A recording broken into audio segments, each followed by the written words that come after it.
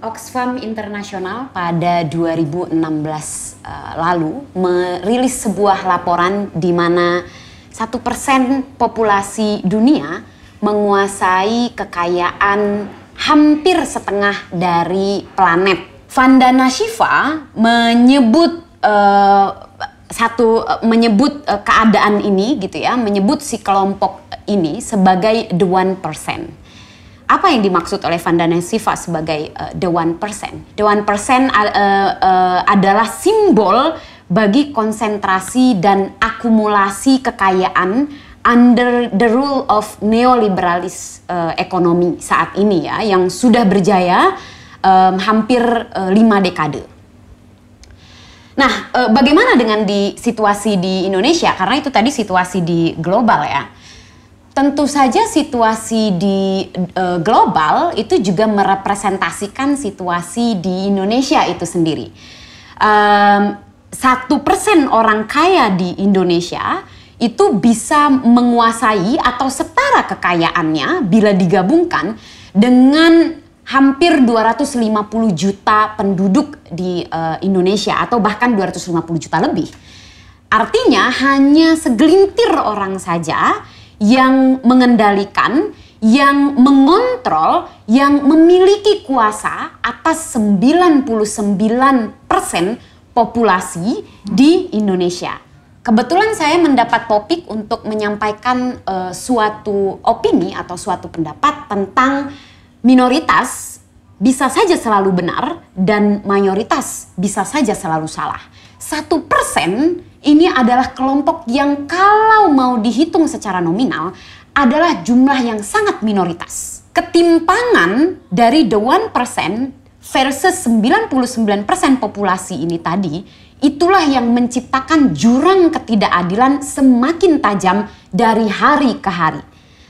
Lalu siapa yang menjadi target untuk mengakumulasi, mempertahankan kekayaan daripada si the 1%?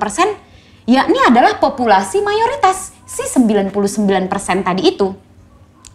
Nah, siapa yang menjadi sekutu daripada si the 1% ini tadi? Tentu saja adalah para pengambil kebijakan. Mereka yang duduk di kursi-kursi pemerintahan, merekalah yang menjadi sekutu daripada si the 1%. Mengapa the 1% penting bersekutu dengan para pengambil kebijakan? Karena penting kebijakan-kebijakan yang dilahirkan oleh para pengambil kebijakan, oleh para legislator, oleh pemerintah, oleh yudikatif adalah kebijakan-kebijakan yang menguntungkan kekayaan yang sudah mereka akumulasi selama ini. Lalu siapa si 99%? 99% ini adalah populasi yang mayoritas. Mereka adalah anak-anak. Mereka adalah kelas pekerja, mereka adalah petani, mereka adalah masyarakat adat, mereka adalah buruh, mereka adalah nelayan. Para pengambil kebijakan yang bersekutu dengan the 1% seringkali melahirkan kebijakan-kebijakan yang menguntungkan the 1%, sementara si 99% populasi yang tadi saya sudah sebutkan selalu saja menjadi target daripada kelompok 1%.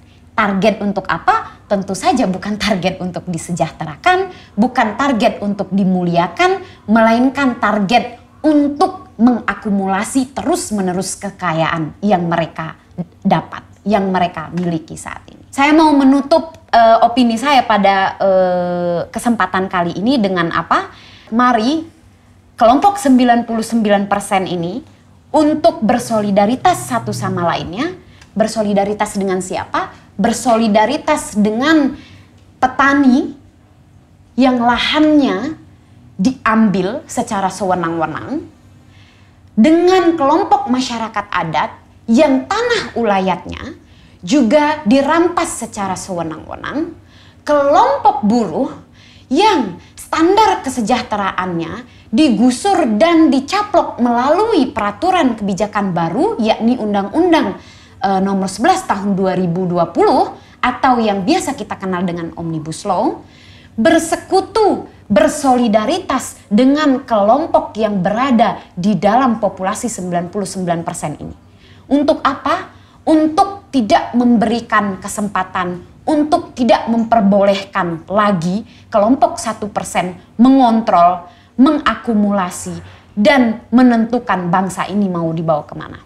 Karena apabila kita terus memberikan kesempatan kepada the 1%, maka kita sebagai kelompok mayoritas sebenarnya akan terus-menerus dilahap. Apapun agamamu, apapun orientasi seksualmu, apapun gendermu, apapun jenis pekerjaanmu, apabila kita semua menjadi target the 1% dan tidak bersolidaritas untuk meruntuhkan the 1%, maka planet, bumi, kita semua, kemanusiaan akan hancur dalam waktu yang sangat dekat.